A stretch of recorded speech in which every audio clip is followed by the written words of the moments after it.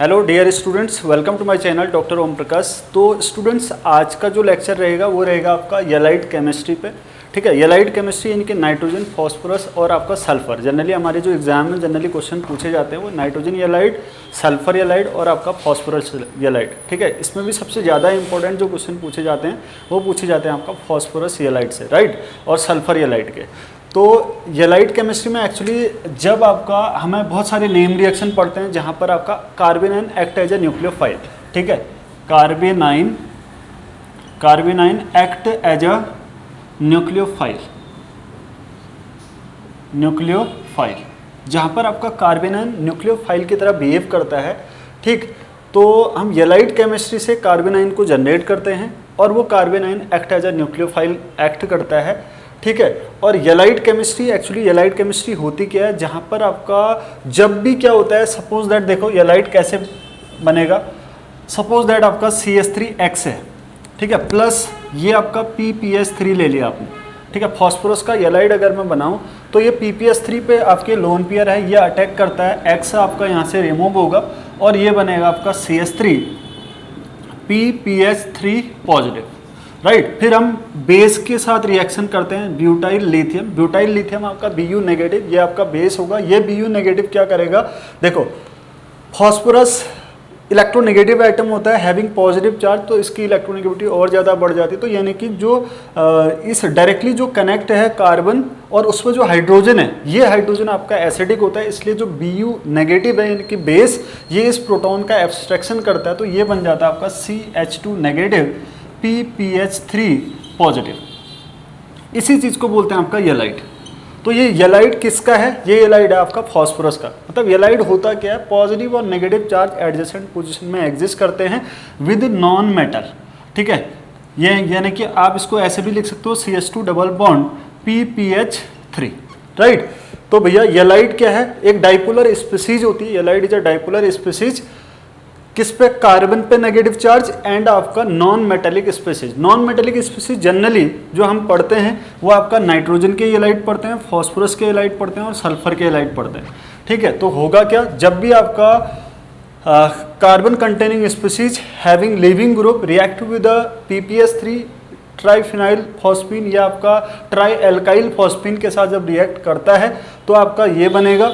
उसके बाद उसकी रिएक्शन आपका बेस के साथ करते हैं, तो बेस के साथ करने के बाद जो एसिडिक प्रोटॉन होता है, क्योंकि एसिडिक प्रोटॉन ये इसलिए है क्योंकि जो नॉन मेटल है नाइट्रोजन फॉस्फोरस एंड सल्फर, ये इलेक्ट्रोनेगेटिव एटम्स होते हैं, इसलिए इनके एडजेसेंट वाला जो प्रोटॉन होगा वो आपका एसिडिक होगा। ठीक है, तो बेस डालने पर ये बेस आपका इस प्रोटॉन को एब्स्ट्रैक्ट करता है और यहाँ से आपका येलाइट बनता है, राइट। अब जो येलाइट है यहाँ पर जो CH2 नेगेटिव है ये एक्ट एज अ न्यूक्लियोफाइल, ये न्यूक्लियोफाइल की तरह बिहेव करता है, राइट। तो यहाँ पर हम पढ़ते हैं आपका विटिंग रिएक्शन। ठीक, विटिंग रिएक्शन जो वेरी वेरी इंपॉर्टेंट, कई बार आपका एग्जाम में पूछा जाता है। ठीक है, तो देखो कैसे होगा, मान लो ये कोई कंपाउंड है, डबल बॉन्ड O एंड आपका CH3, ऐसा कोई कंपाउंड है, plus CH2 negative PPH3 positive. ये येलाइट था, ये अटैक करता है किस पे, इस कार्बोनिल सेंटर पे, क्योंकि यहाँ पर ये न्यूक्लियोफिलिक एडिशन रिएक्शन देगा, क्योंकि यहाँ पर क्या है CH2 act as a nucleophile, ये अटैक करेगा यहाँ पर कार्बन पे नेगेटिव चार्ज, अच्छा न्यूक्लियोफाइल होता है तो ये अटैक करेगा, ये ऐसे बनेगा और ये चीज़ बन जाएगी आपका CH3 और ये आपका O नेगेटिव और यहाँ से आपका CH2 PPH3 पॉजिटिव। अब देखो फॉस्फोरस की ऑक्सीजन के साथ बहुत अच्छी एफिनिटी होती है, तो ये यहाँ पर बॉन्ड बना देता है, यानी कि एक 4 मेंबर रिंग बनेगी। ये बन जाएगा आपका CH3O PPH3 एंड आपका CH2 दिस। ठीक है, तो यहाँ से क्या होता है आपका, ये बॉन्ड इधर शिफ्ट होगा, ये वाला बॉन्ड इधर शिफ्ट होगा, ये वाला बॉन्ड इधर शिफ्ट होगा, तो ये बन जाता है आपका क्या, CH3 और यहाँ पर बन गया डबल बॉन्ड CH2 और ये निकल गया आपका P double bond O PH and आपका PH, राइट। तो क्या हुआ, कार्बोनिल जो सेंटर है ये कार्बोनिल कन्वर्ट हो गया आपका एल्कीन में, यानी कि विटिग रिएक्शन आपका ओलिफिनेशन के लिए जाना जाता है। यानी कि जब हम विटिग रिएजेंट, इसको विटिक रिएजेंट भी कहते हैं, ठीक है। ये विटिक रिएक्शन है, ये क्या है आपका Wittig reaction, very very important. Wittig reaction, Wittig reaction phosphorus halide था, फॉस्फोरस हेलाइड में carbon having negative charge, that's why it act as a nucleophile, और ये अटैक करेगा इस कार्बोनिल सेंटर पे, ये बना। देन आपका ये अनस्टेबल होता है और फॉस्फोरस और ऑक्सीजन की बहुत अच्छी एफिनिटी होती है, तो फॉस्फोरस ऑक्सीजन के साथ कंबाइन होता है और ये बॉन्ड इस तरीके से, क्योंकि 4 मेंबर रिंग है, ये आपका ब्रेक डाउन होगी और आपका एल्कीन में कन्वर्ट होगा। यानी कि इट इज़ द बेस्ट या it is the specific reagent. Wittig reagent क्या है? It is the specific reagent for the conversion of carbonyl to alkene. लेकिन कार्बोनिल में ओनली कौन कौन सा कार्बोनिल आपका, एक एल्डिहाइड, दूसरा आपका कीटोन, ठीक है।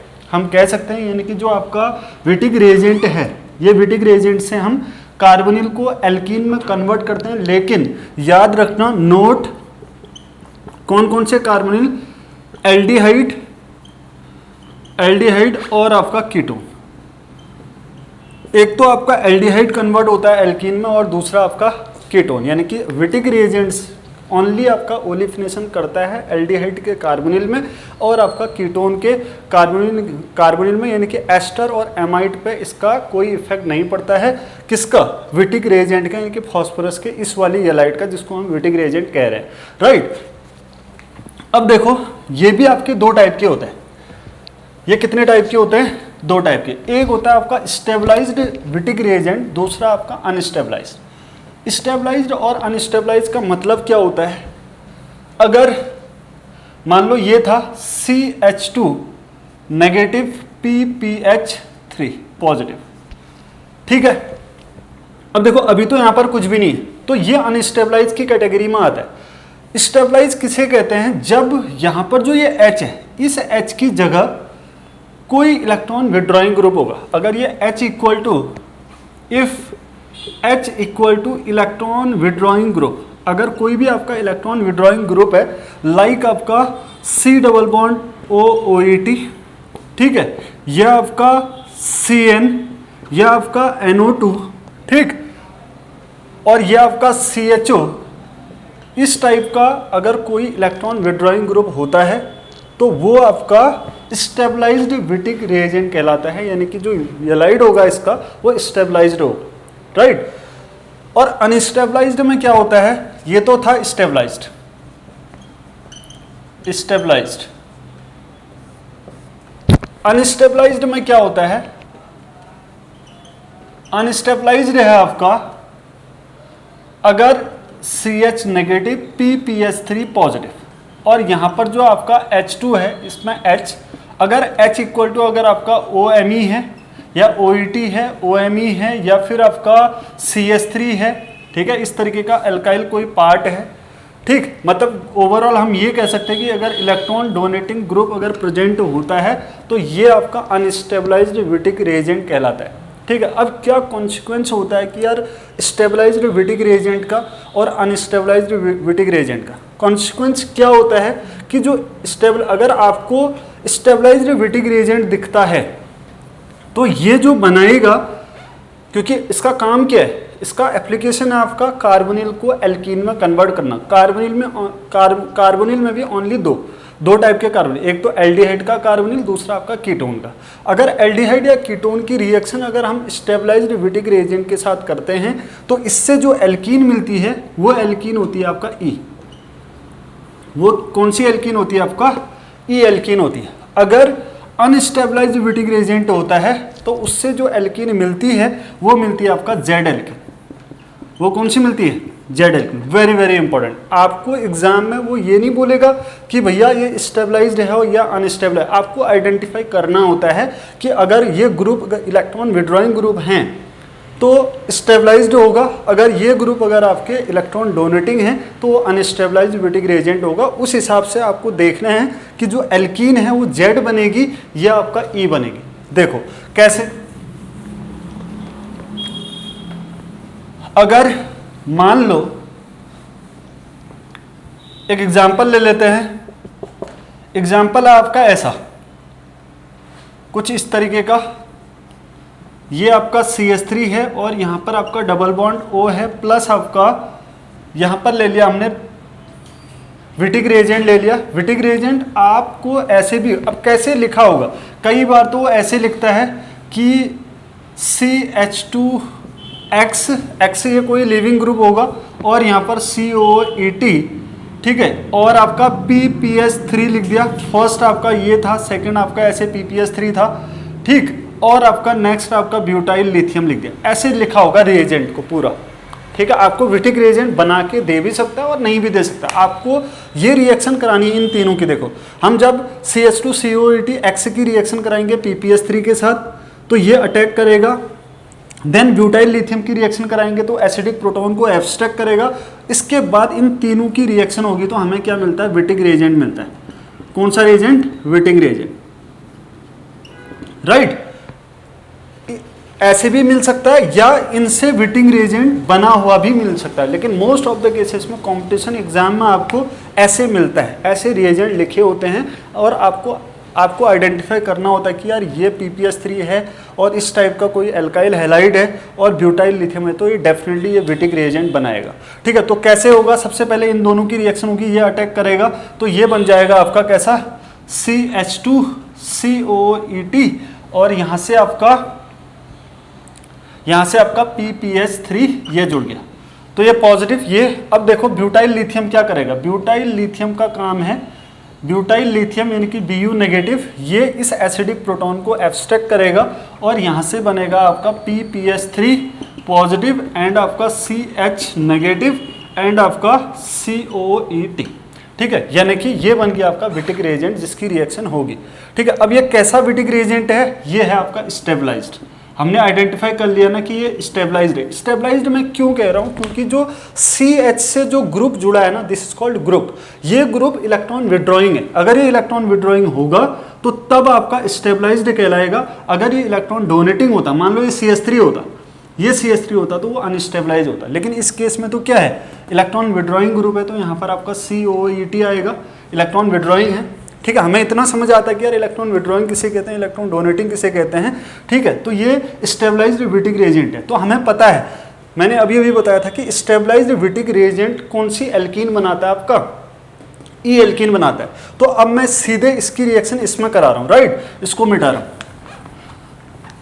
तो इससे इस पूरे यहाँ पर मिला था हमें PPS3 यानी कि CH नेगेटिव COET एंड आपका PPH3 पॉजिटिव, यानी कि ये अटैक करेगा यहाँ पर, ये बॉन्ड इधर शिफ्ट होगा और ये बन जाएगा आपका CH3 एंड O नेगेटिव और ये बना आपका CH COET और यहाँ से आपका PPH3 पॉजिटिव।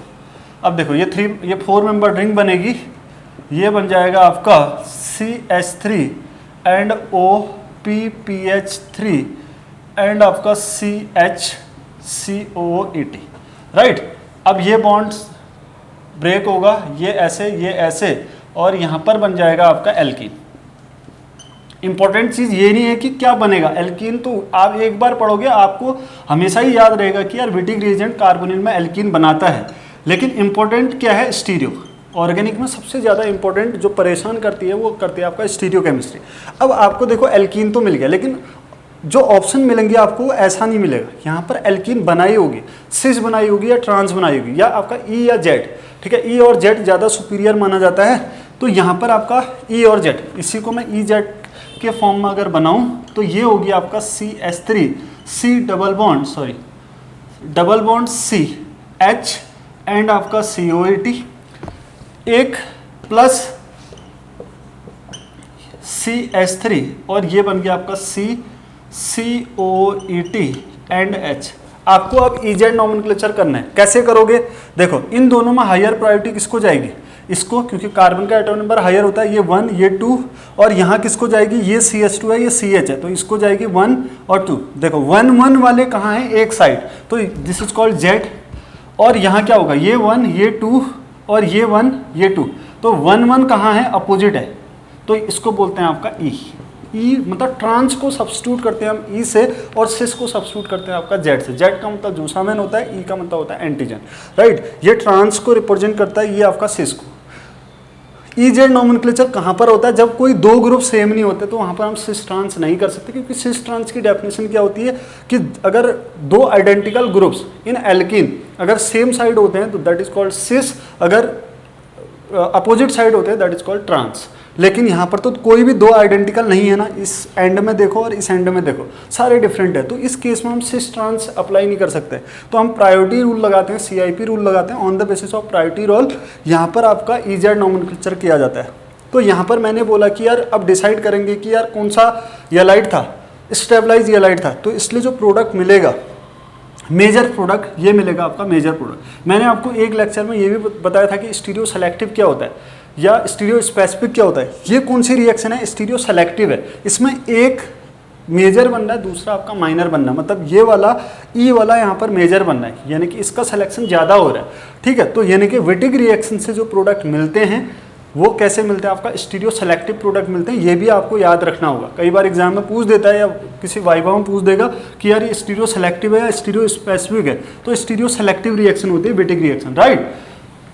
अगर यही चीज़ देखो, अब हम इतनी मैकेनिज्म हर बार नहीं करेंगे। अगर यही चीज़ यहाँ पर आपको येलाइट दे रखा है, येलाइट कैसा है? CS2 नेगेटिव और आपका CS3 है और आपका PPS3 है। ये कैसा येलाइट है? ये आपका अनस्टेबल, ये आपका अनस्टेबल येलाइट है। तो अनस्टेबल येलाइट है तो भैया डायरेक्ट आप एल्कीन बना दो। आपको क्या करना है? इस PPS3 को और O को हटा देना और इतना वाला पार्ट आपको इस O को हटा के जोड़ देना है। ये शॉर्ट तरीका है, आपको इतना टाइम मिलता नहीं है। देखो आपने PPS3 हटाया और इस O को PPS3 के साथ ले गए, इतना वाला पार्ट CH-CS3 को इसी डबल बॉन्ड से ऐसे चिपका देना है। तो क्या करोगे आप? देखो प्रोडक्ट बन जाएगा आपका CS3 डबल बॉन्ड। देखो मैंने क्या बोला, इतने वाले पार्ट को आपने ऐसे लिख देना CS। देखो इतनी मैकेनिज्म करनी नहीं पड़ी, तुरंत हो गया। अब आपको पता है कि यार ये अनस्टेबल येलाइड है। ये कैसा है? अनस्टेबल। क्यों है?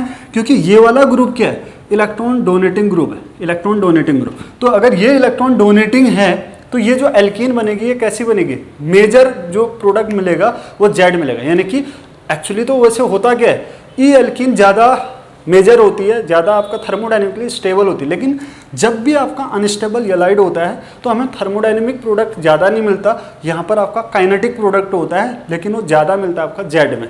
ठीक है, तो यहाँ पर आप ई और जेड हमारे पास दो चॉइस हैं, एक तो ये मिलेगा, दूसरा आपका मिलेगा CS3 डबल बॉन्ड C, ये आपका CS3 और H। अब देखो EZ कर लो यहाँ पर, ये 1 ये 2 ये 1 ये 2, तो 1 1 कहाँ है? अपोजिट है तो ये E है।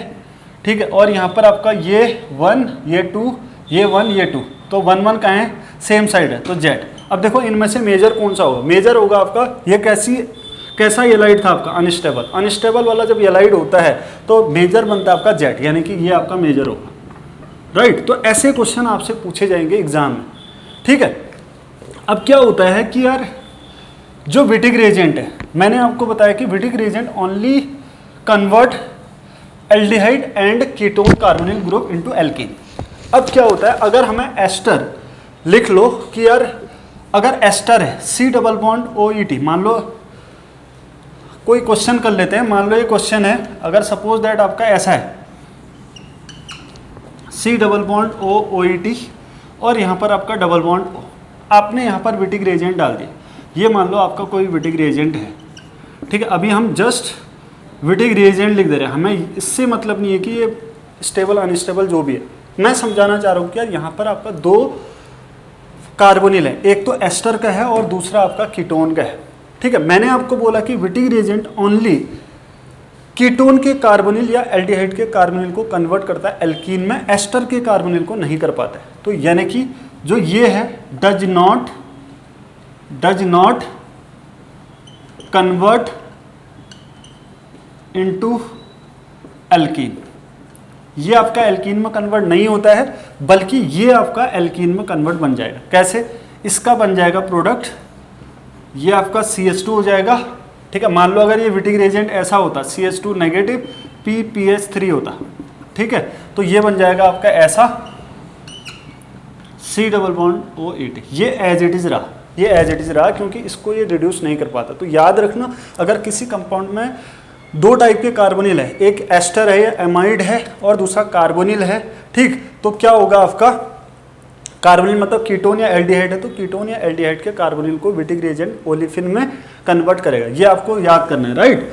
अब क्या होता है, मान लो अगर आपको 2 टाइप के कार्बोनिल दे दिए, ये लो ये है और आपका एक एल्डिहाइड है। अब यहाँ पर आपको विटिक रिएजेंट दे दिया CH2 नेगेटिव PPH3 पॉजिटिव, और यहाँ पर इसका इक्विवेलेंट दे दिया 1 इक्विवेलेंट आपको विटिक रिएजेंट दे रखा है। तो 1 इक्विवेलेंट दे रखा है। अब देखो विटिक रिएजेंट का एल्डिहाइड को भी ओलेफिन में कन्वर्ट करता है और कीटोन को भी। अब यहाँ पर तो 1 ही इक्विवेलेंट है ना, एक कार्बोनिल को कन्वर्ट करने के लिए 1 इक्विवेलेंट लगता है। तो यहाँ पर 2 कार्बोनिल है तो कोई एक आपका कार्बोनिल कन्वर्ट होगा एल्कीन में। तो इस केस में जो ज़्यादा न्यूक्लियोफिलिक रिएक्शन दिखाता है वही कन्वर्ट होगा और ये एज इट इज रह जाएगा। तो भैया क्या होगा इसमें, ओनली आपका ये भी एज इट इज रहेगा, क्योंकि इक्विवेलेंट नाम की भी तो कोई चीज़ है ना, उसका भी तो फर्क पड़ेगा। ये ऐसा बनेगा, केवल आपका एल्डिहाइड का कार्बोनिल कन्वर्ट हुआ एल्कीन में और कीटोन का एज इट इज रहा। वैसे तो ये कर तो ये कीटोन का भी देता है और एल्डिहाइड का भी देता है, लेकिन यहाँ पर इसकी लिमिटिंग अमाउंट है, 1 इक्विवेलेंट है। तो 1 ही इक्विवेलेंट है तो ये ओनली आपका एल्डिहाइड का कन्वर्ट करेगा, कीटोन का नहीं करेगा, राइट। अब क्या होता है यार, अगर हमें एस्टर या एमाइड के कार्बोनिल को कन्वर्ट करना है एल्कीन में, तो उस केस में हम एक एडवांस रिएजेंट लेते हैं, दैट इज कॉल्ड टैबे रिएजेंट। उसको बोलते हैं टैबे रिएजेंट। टैबे रिएजेंट एडवांसमेंट है किसका, विटिक रिएजेंट का। ये सारे कार्बोनिल को कन्वर्ट कर देता है एल्कीन में। आपने ऑर्गेनोमेटेलिक केमिस्ट्री में भी पढ़ा होगा, लिगेंड विगेंड में, तो जब ओलिफिनेशन कराना होता है तो टैबे रिएजेंट एक बेस्ट रिएजेंट माना जाता है। बेस्ट क्या, वैसे सारे कार्बोनिल को जब हमें कन्वर्ट करना होता है ओलिफिन में यानी कि एल्कीन में, तब हम टैबे रिएजेंट लेते हैं। टैबे रिएजेंट टाइटेनियम एल्यूमिनियम बेस्ड होता है। ये होता है आपका टाइटेनियम CP एंड आपका CH2 Cl और Al Me। ये आपका टैबे रिएजेंट, ठीक है। ये क्या है, ये CH2, ये Cl, ये CP का मतलब है आपका साइक्लोपेंटाडाइन। ये आपका साइक्लोपेंटाडाइन है, ठीक है, साइक्लोपेंटाडाइन। एक CP रिंग है साइक्लोपेंटाडाइन, एक ये है, ये CH2 है, Cl है, ये Me है। तो ये रिएजेंट क्या है, सारे कार्बोनिल को, जब भी हमें एस्टर के कार्बोनिल को एल्कीन में कन्वर्ट करना होता है या एमाइड के कार्बोनिल को एल्कीन में कन्वर्ट करना होता है, तो हम टैबे रिएजेंट लेते हैं। जैसे देखो मान लो ऐसा है, डबल बॉन्ड OOET, और ये आपका ऐसा है, और यहाँ पर आपको टैबे रिएजेंट दे दिया, ये दे दिया आपका टैबे रिएजेंट। तो भैया टैबे रिएजेंट क्या करता है, एस्टर को भी एल्कीन में कन्वर्ट कर देगा और कीटोन को भी। तो ये बन जाएगा आपका CH2OET और आपका डबल बॉन्ड CH। ये भी एल्कीन बन गया। देखो ये तो बनना ही था, ये तो विटिक रिएजेंट भी कन्वर्ट कर दे रहा था, लेकिन यहाँ पर टैबे रिएजेंट ने खास चीज़ क्या की, एस्टर के कार्बोनिल को भी एल्कीन में कन्वर्ट कर दिया, ये ठीक है। तो याद रखना टैबे रिएजेंट अगर एमाइड है, मान लो आपका ये आपका NH डबल बॉन्ड O कुछ ऐसा है, ठीक है, और आपने टैबे रिएजेंट डाल दिया, ये डाल दिया आपने टैबे रिएजेंट, ठीक है, ये आपका टैबे रिएजेंट डाल दिया। तो टैबे रिएजेंट क्या करेगा, कीटोन के कार्बोनिल को भी एल्कीन में और एमाइड के कार्बोनिल को भी एल्कीन में। मैंने आपको बोला कि विटिक रिएजेंट इस कार्बोनिल को, एमाइड के कार्बोनिल को ओलेफिन में कन्वर्ट नहीं करता, लेकिन टैबे आपका कर देता है, यानी कि ये भी CH2 आ जाएगा और आपका NH एंड आपका ये भी आपका CH2 आ जाएगा। तो ये है आपका टैबे रिएजेंट। टैबे रिएजेंट याद रखना क्या था, CP2 CP का होल ट्वाइस टाइटेनियम और Al Me Al क्या था Cl CH2, या इस तरीके से ओपन करके याद रख लो कि यार टाइटेनियम था, ठीक, CP का होल ट्वाइस था और आपका CH2 था और यहाँ Cl था और यहाँ एल्यूमिनियम Me का होल ट्वाइस, ऐसे याद रख सकते। वेरी वेरी इंपॉर्टेंट, मैंने ओपन नहीं किया CP का whole twice titanium CH2 Cl, क्योंकि ये ब्रिजिंग में है ना। ऐसे ब्रिजिंग भी जब नॉमेनक्लेचर करते हैं ऑर्गेनोमेटेलिक कोऑर्डिनेशन में आप पढ़ोगे तो ब्रिज वाले लिगेंड का नेमिंग करने के लिए हमें म्यू म्यू वर्ड यूज करते हैं, ठीक है, और AlMe का होल ट्वाइस।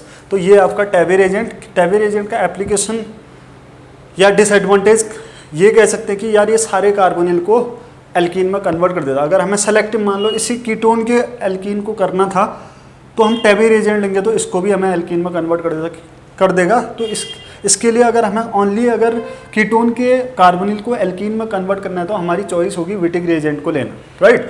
तो ये चीज़ है आपका विटिक रिएजेंट और आपका क्या टेबेर एजेंट। अब नेक्स्ट उसमें हम पढ़ाएंगे आपका कि यार जो विटिक रिएजेंट था स्टेबलाइज और अनस्टेबलाइज था। मैंने बोला कि वहाँ पर स्टीरियो सेलेक्टिविटी है, एक E मिलता है, दूसरा आपका Z मिलता है। कौन सा मेजर होगा ये डिपेंड करता है नेचर ऑफ विटिक रिएजेंट, वो स्टेबलाइज है या अनस्टेबलाइज है। मैंने आपको बोला, समरी में बता रहा हूँ, मैंने आपको बोला कि यार स्टेबलाइज अगर विटिक रिएजेंट है तो स्टेबलाइज का मतलब है इलेक्ट्रॉन विड्रॉइंग ग्रुप, तो वो E एल्कीन देगा, अगर अनस्टेबलाइज होगा तो Z एल्कीन देगा, ठीक है। अब लेकिन इस चीज़ को ओवरकम करने के लिए विटिक रिएजेंट का एक मॉडिफाइड फॉर्म आया। मॉडिफाइड फॉर्म दिया था आपका हॉर्नर वुडवर्ड्स एमंस ने, ठीक है, वाट्समैन, हॉर्नर्स वाट्समैन एमंस ने आपका विटिक रिएजेंट का ही एक मॉडिफाइड फॉर्म है जहाँ पर हम क्या करते हैं फॉस्फोएस्टर लेते हैं, ठीक है। उससे क्या होता है कि उससे जेड एल्कीन नहीं मिलता, ओनली आपका ई एल्कीन मिलता है। वो मैं नेक्स्ट लेक्चर में आपका कवर करूँगा, राइट। Thank you.